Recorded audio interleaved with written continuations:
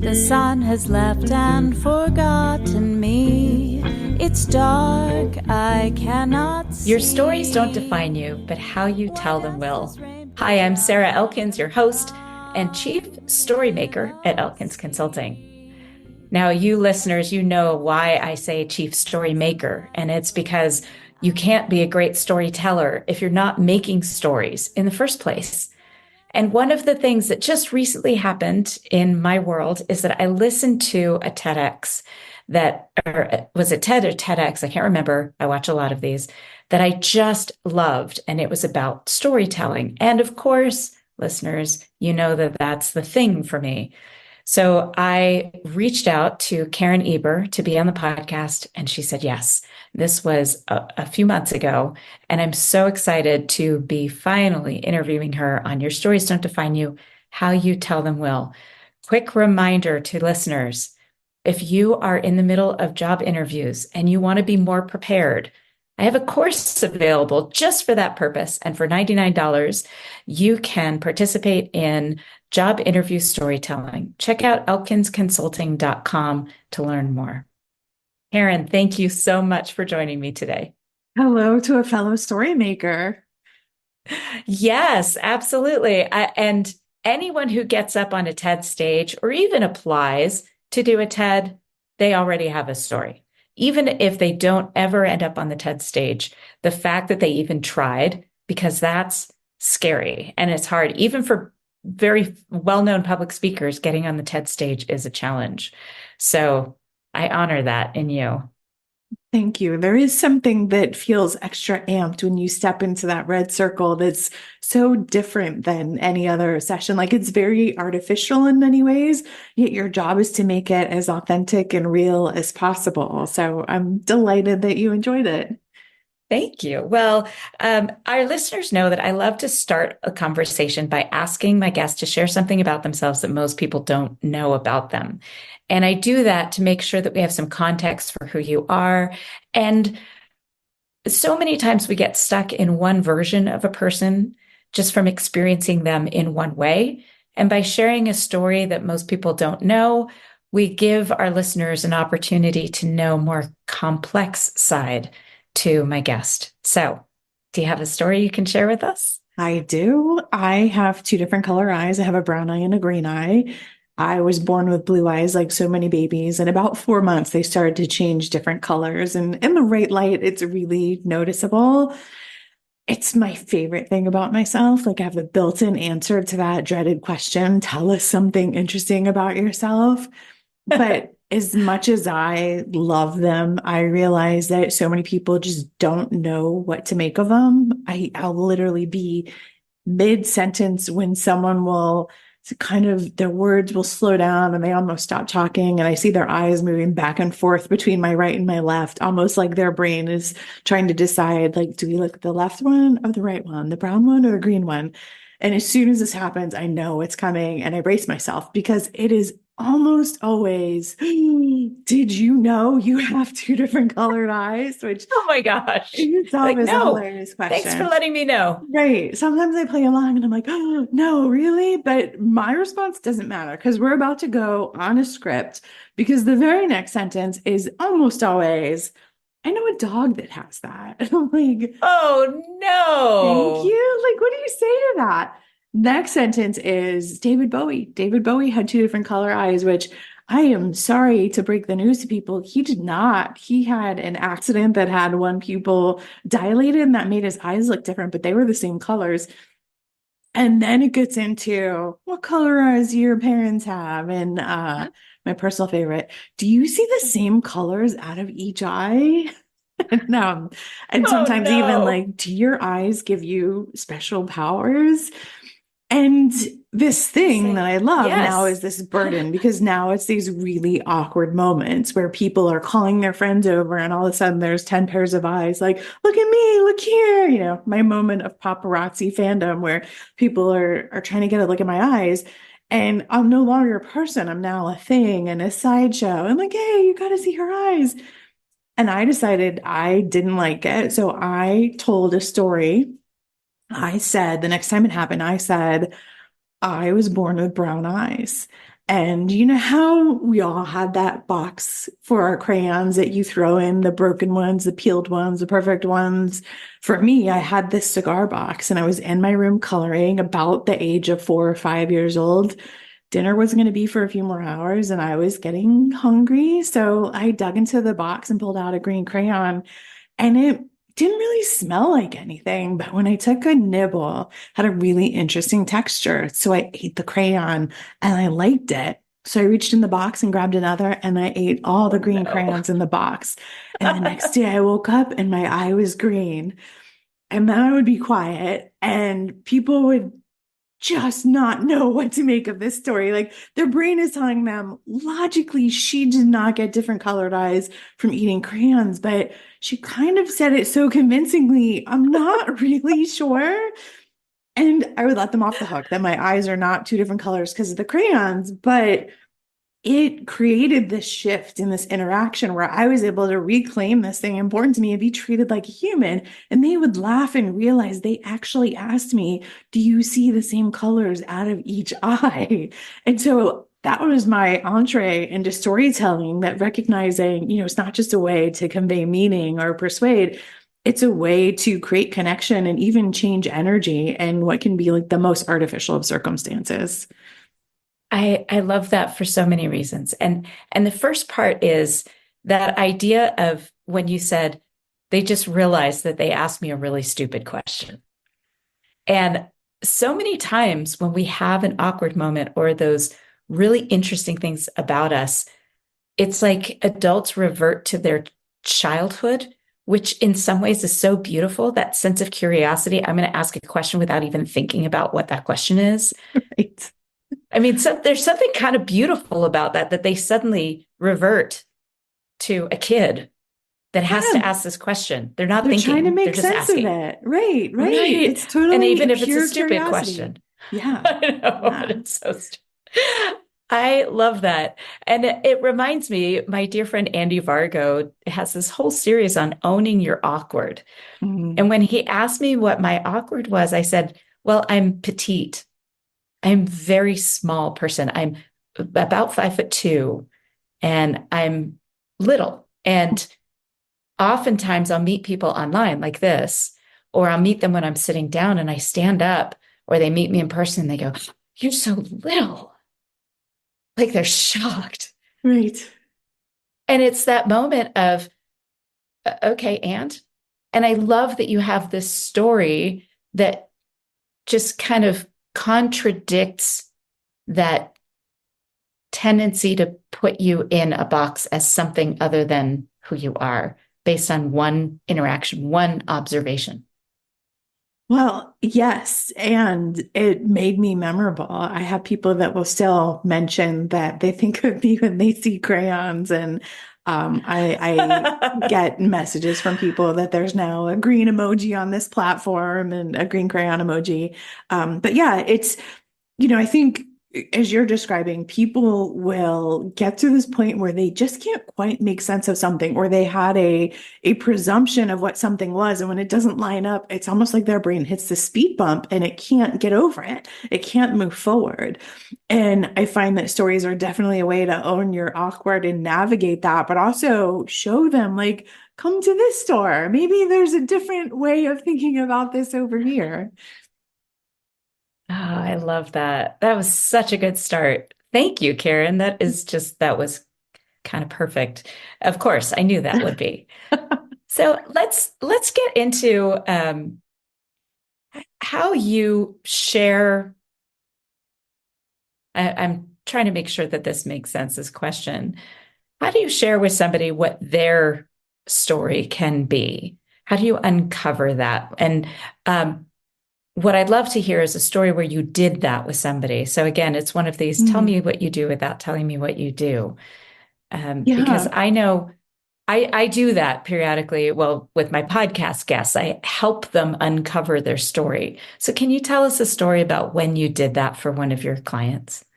I don't have one specific story, but I can tell you the process and what happens. A lot of the work that I do is probably very similar to what you're doing, where you're helping someone who has a moment or an occasion to tell a story, or they want to tell their own story, but they're just struggling and they're grappling at the edges. And so I just get them talking.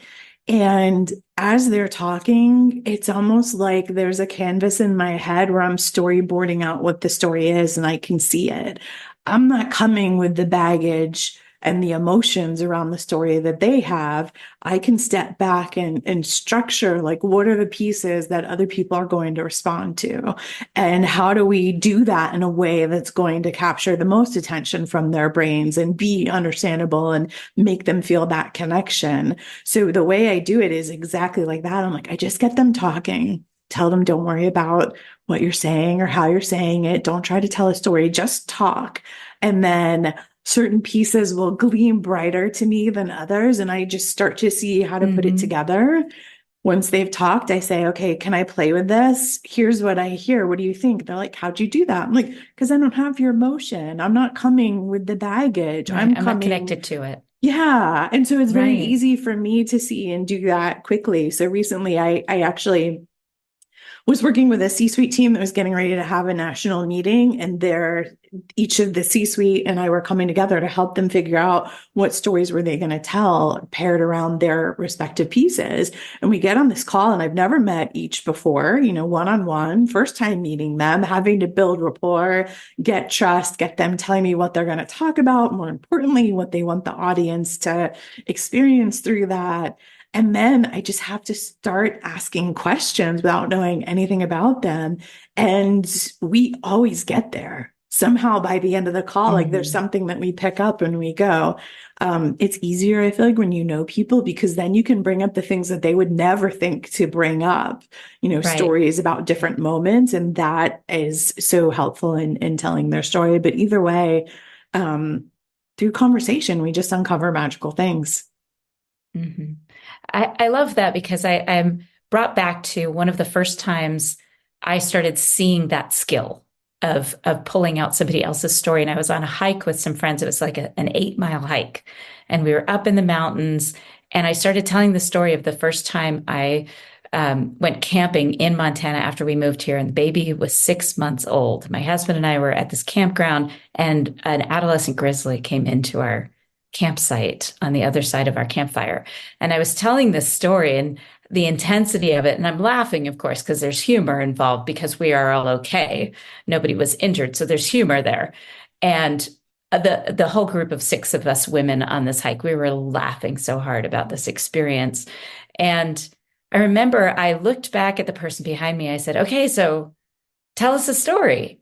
And she looked at me and she broke my heart, Karen. She said, oh, I don't have any stories. And I said, what? Of course you have stories. She said, I don't have any stories like that. And I said, okay, are you outdoors? Do you go camping ever? Do you like to go camping? I knew she did. Yeah. She said, well, yeah, I love to camp. And I said, have you ever had an experience where you had an interaction with wildlife? And she goes, oh my gosh, there was this one time. And of course, she tells this hilarious story about being scared in the tent, hearing this noise. It sounds like some big critter. She looks outside and it's a raccoon. And the story made us all laugh. And I looked at her and I said, don't you ever tell me you don't have a story. I find that's very common, though. And I will even, I find what happens when you say something like tell us a story, or someone's trying to think of a story and they can't. It's that your brain almost doesn't know which file to access. Like, we've got all of these experiences, but the question is almost like, tell me about your childhood. Like when I do keynotes as a part of my job, and I will often bring someone up and I'll ask them, tell me about your childhood. And they literally have said, are you serious? Which is exactly the reaction I want, because the question is too vague and your brain just goes, wait, what? Like what part? And I almost always get responses like, well, I grew up with this number of siblings and this family around and this type of home. Some timeline. I was born here. And very I get general, that too. because there's nothing specific. And then I'll ask them, what sound or smell reminds you of home?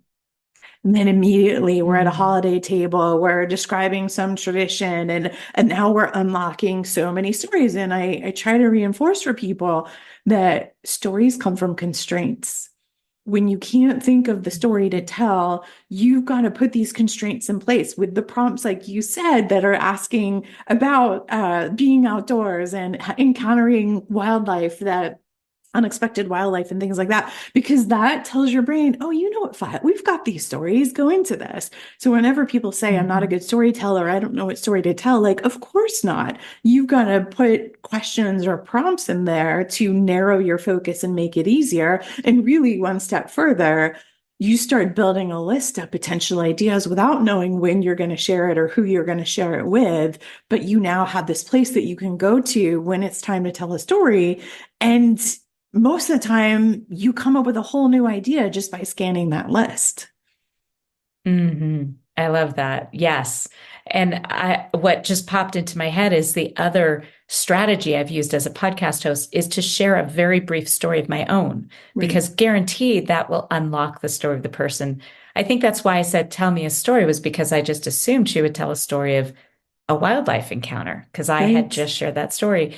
It was at that moment that I realized that I need to be intentional about the story I tell in terms of unlocking the story of the person in front of me. Is there a story that you like to share, a personal story you like to share that does that, that unlocks the story of somebody near you? No, it happens, but it's not one story. It Mm. is very much in the moment. So a lot of my work is working with different leaders in difficult conversations and in these moments where they're feeling vulnerable. And in that moment, an idea will pop into my head and I'll share that story and that prompts it. And what I love about it is it's how you know your story resonates, right? I see your story and I read you a story, but it also means that your story is playing in their head too, and both of which are key. But I don't have a go-to. I will use prompts like you do, depending on the context and what we're trying to do. Of are we asking questions about their family or struggles they've had or their professional career or hobbies or a time that they faced whatever. I love the prompt, what's something you should have gotten rid of but can't? And you get any one of these and you just get a That's a thread that good you can one. start to pull, and that will lead to so many other things. Something negative just popped into my head. What Not is about it? that, Please but share. well, I heard somebody when I was asked, I was prompting questions, and I didn't ask that question because I had this awful feeling she was going to say my husband. And I remember stopping myself, realizing I Yep. didn't want to ask that question. Yep. So I understand yeah, that. the prompts have to be the right prompts. Sound or So smell? What sound or smell reminds you of home? Helps. that's a That's great it's one. fairly neutral. That's a good one. So, you mentioned that you just had these calls with the C-suite team Mhm. so that they could start to uncover some of the stories that they would share over the course of this conference. Yeah. So, I'd love to hear about when you were able to uncover one of their stories that really made you feel like you were in the right place. There's so many times where I have a conversation where I walk away and go, oh, I love what I do. So I'd love to hear that story from you. That's one of my prompts. What is a moment that makes you say, this is why I love what I do? Because we all have that. For this particular thing, what happened is it's a fairly young company and they've had a lot of explosive growth. And so coming together, there's people there that have never met some of the leaders that we're going to be presenting. They have aggressive growth plans, and it was a really important moment to establish some trust or strengthen the trust and um, help them see their role in the growth of the company and where it's going to go. And so we started with all of that of what for each one of these, what is it that we want people coming away feeling? What is the things we want them thinking? And that to me always then leads us to, okay, now given that, let's start to talk about different stories that can create that. Um, because this was a introduction for many, and there was a really key component here of reassurance in what we're doing, trust, all of that. For a couple of them, I had them go back to when they got into the industry and different reasons, different angles in both. But it was really a way for them to make the points that they wanted by the time they talk about the growth and things like that. But also, when you're sharing a story like that, that is perhaps the greatest vulnerability that people respond to.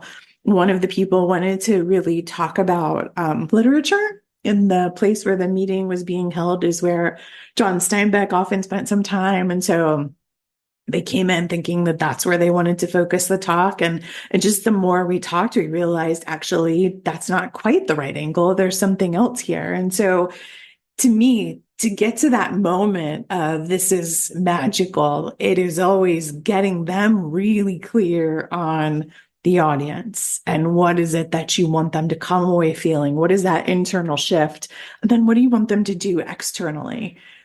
Otherwise, you're just getting on stage and telling a story and hoping for the best. And so I feel like when we get that, then it's so much easier to ask prompts and questions that help ensure that they're going to achieve that. Perfect. Yes. Yes, yes, yes. I'm sitting here nodding my head over and over again. I'd love to hear as you're talking about the people that you're working with, I can see you light up.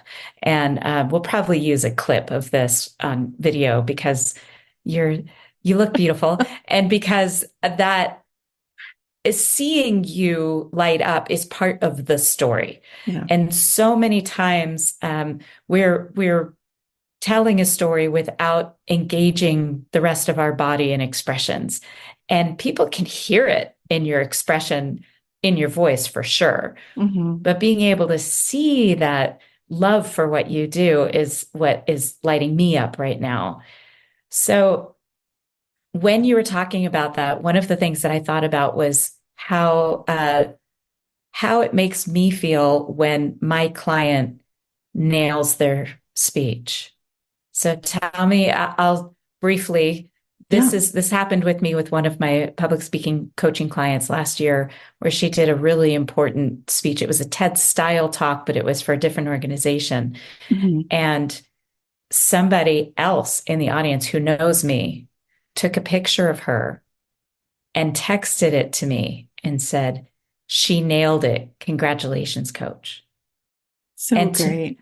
Just being, she has the potential to seriously inspire and have huge positive impact on her community. And to have that text message come through, it caught my breath. It took my breath away. I want to hear your story like that too, being that foundational support for somebody who has potential for that kind of impact. One of the people I was working with, first sentences of our conversation together was, "I don't want to tell a story about me." I'm like, okay, we'll figure out what story to tell, but just say a little bit more. And she's like, "I don't want to make this about me. It's about them." I'm like, sure, but there's a way to tell a story about you that makes it about them. And I just put it aside. I didn't worry about it. We started to work through the audience and what she wanted. And the more we talked, the more we kept coming back to this example where she started out in this sales role. She kept fighting it. "I don't want to make this about me." And I said, the more you make it about you, the more detailed that we get, the more the audience is going to have their own version playing around in their head. There's a difference between telling a really detailed personal story in service of the audience and telling a really detailed personal story for you. And we want the first part. So we start putting together this story. And it was fine, but it needed more things that were really going to be memorable and have the audience see themselves in it for when they were younger sales professionals. And so she talked about how she went in and she just didn't like being around the other salespeople, where you could just feel their salesiness like radiating off of them. Like, I have to make that sale. Like, how it just felt all inauthentic. Right. And so I said, okay, I want to make that even punchier because that's such a great visual, right? Radiating off them. I said, let's pick like a corny cologne, like radiating off them, like Drakkar. I was just going to say that, the 80s Drakkar. Yes, scent. right? And so Duran. Exactly. I said it and she busted out laughing. And so she's like, I get it. I'm like, see, that specificity people are going to have that moment they're going to identify with. Maybe they would, I don't know. So we do this and we put things like this into the talk. She gets up to deliver it, and I happen to be there because I was doing a keynote at the same event, and the room was vibrating with laughter. They were just roaring. She gets to the Drakkar piece. They are all laughing. She's like, anybody wearing Drakkar? Anybody? And then a couple people put their hands up, and she's like, we'll talk to you later. It was so funny. She gets off the stage. Her boss is like, that was amazing. You crushed it. When I had a private moment later, I went up to her. I'm like, that was so great. And then Drakkar, she thought she came up with it. And I was like, perfect. I don't care that she didn't remember that I didn't. That's how much she internalized it. Like, she took the suggestions and then she figured out how to do this, and she incorporated her humor. And I did say to her, you do realize that because you made this about you and the way you made it about you, it resonated because you put these specific things in that were true to you. That's what people want. And that was the shift for her, hopefully. Oh, I'm sitting here grinning. Oh my gosh, that is Apologies such a to anybody great that wears story. Drakkar. Well, it is kind of a dated scent. It I is. loved it when I was in high school in the 80s. Yeah. Yeah, I think the problem wasn't the scent, it was the overuse of it, and people would like douse themselves in it. It's kind of like the Axe of the Yeah. 80s, right? And the certain Ugh. type of person that would wear it, I think that was the other problem. Yes. Well, and as you were talking about being in a room full of salespeople, that I was thinking more slime than Mm-hmm. scent. Like Mm-hmm. my first thought was like, oh yeah, the competitive sliminess that I have experienced in that kind of environment is immediately what came to me. So For I sure. love, But if you can work scent into things, we have, I don't even remember the number. We have like 4 receptors for taste and hearing and all that. We have something like several hundred for scent. And so right. whenever you incorporate scent, like if I talk about the coconut oil on the beach, like a coconut oil sunblock, like you can almost Mhm. smell it. It's one of the fastest ways to get people into a moment. Oh, I love that. Thank you so much. That is not something that I have used in the past, but I will use it and I will attribute it to you. I'll say my friend Karen Eber told me about that. That's all right. You can claim Drakkar. I don't care. Oh no, I won't claim Drakkar. It's funny too that you mentioned that. I think most of us kind of have a hard time sometimes when somebody repeats something back to us that we said and there's no acknowledgement. I mean, as grateful as I am that I had that impact, every once in a while there's that little edge. And one of the things that always brings me back is my friend Melissa Hughes talks about gratitude a lot and the neuroscience behind gratitude. She wrote Happier Hour with Einstein, which was really a game-changing book for me. And one of the things that has helped me in those situations is being able to see the gratitude, which is exactly what you represented in that story. Was I don't care how she got it. The fact is she nailed that, and her audience had an opportunity to truly connect with her in a way that they wouldn't have otherwise.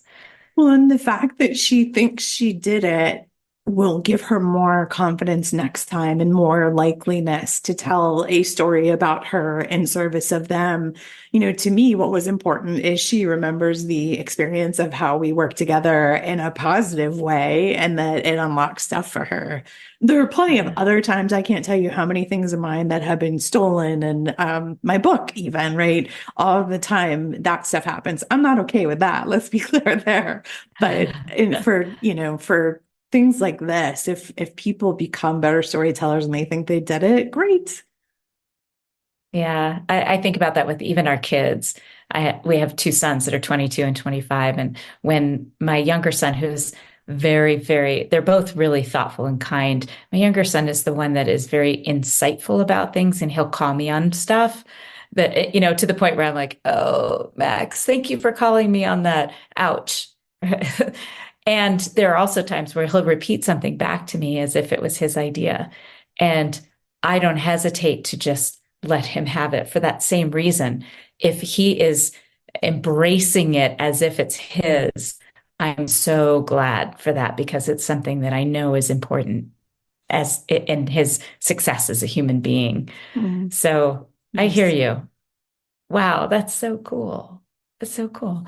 Well, let's bring this full circle. I keep thinking about your story about eating crayons because it's memorable. Right. When you think about how you got into what you're doing, there must be, now I don't believe in light bulb moments. I don't believe that things go from dark to light instantly.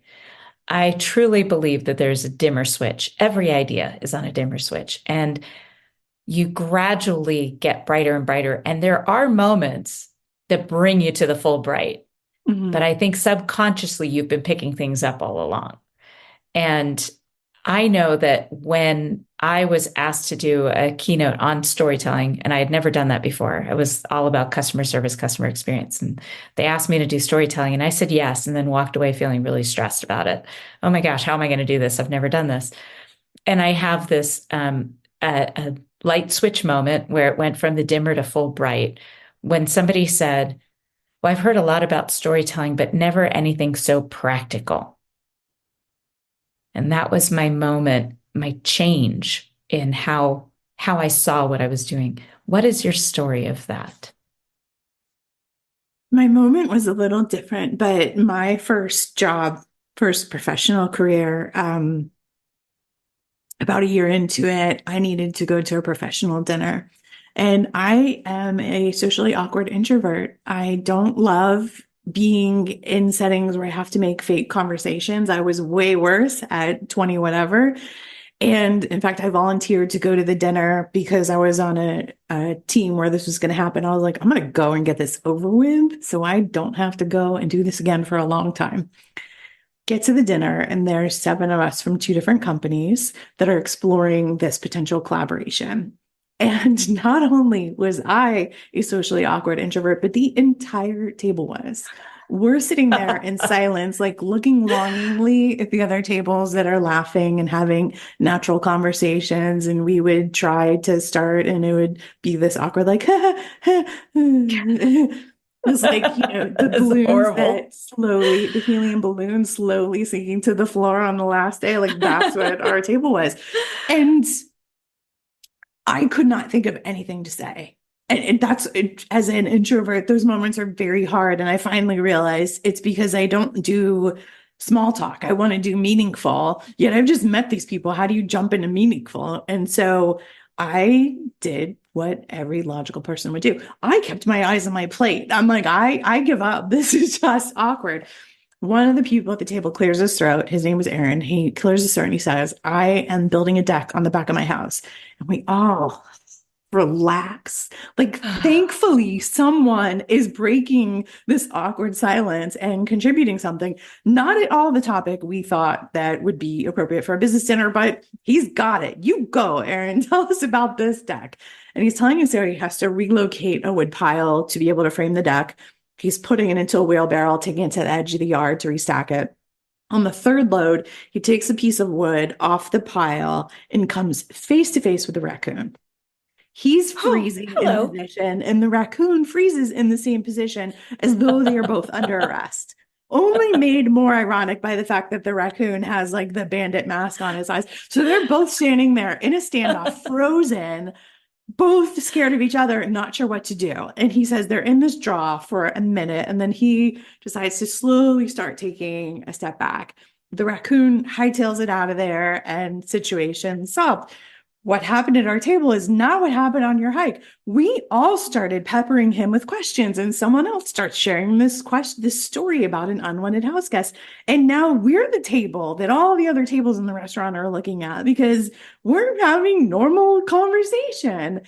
And I really wondered, like, is this Aaron's go-to story? Because the point of the dinner was um, we were discussing Aaron's company being a vendor for my company. So part of the reason the whole dinner was awkward is I came in braced for the sales conversation. I was like, Salesy, right. some of you are wearing Jacquard. I just know it. So Don't slime me, right? exactly. And I just didn't know how to navigate what felt artificial. Yet here's this person telling this story to create connection, telling this story to lead us to a different moment. And I thought, like, is this his go-to sales story? Does he tell this to break the ice? But I realized, like, it doesn't matter because I always took his call after that day. He felt like he was approachable. He felt like a friend. It wasn't someone that I was like, oh my gosh, this person again.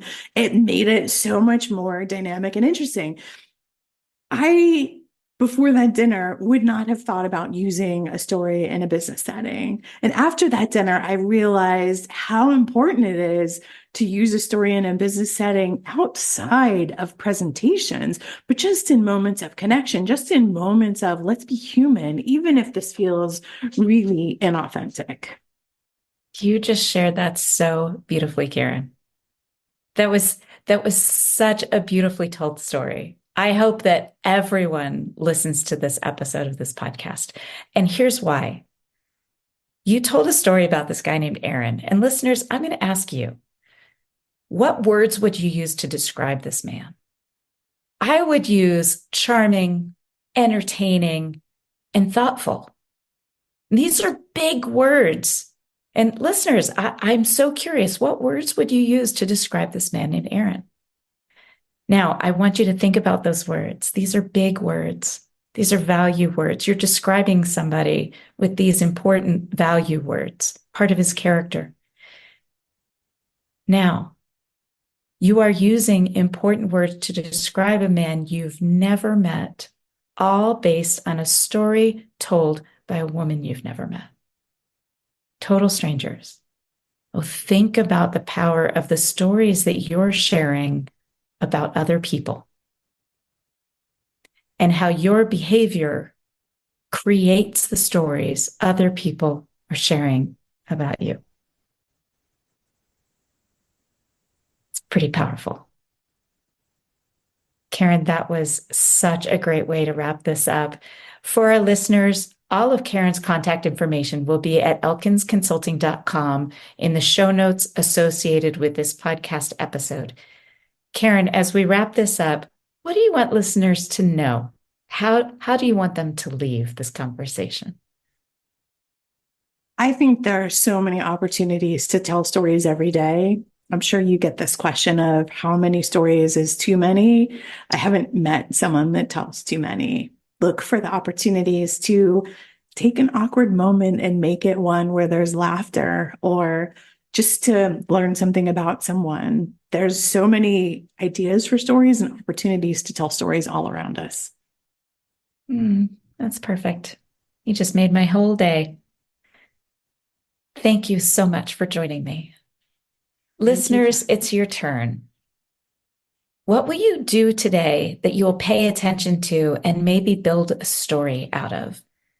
Maybe you're picking up kids from school while you're listening to this. What are you experiencing as you're waiting for your kids to come out of the school? Maybe you're on your way home from work, or maybe you're going for a walk with your dog.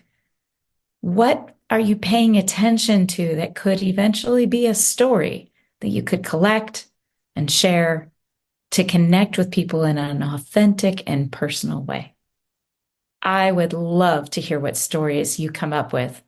Please share them with me. Follow on Instagram at Sarah Lynn Elkins, or just email me via my website at elkinsconsulting.com.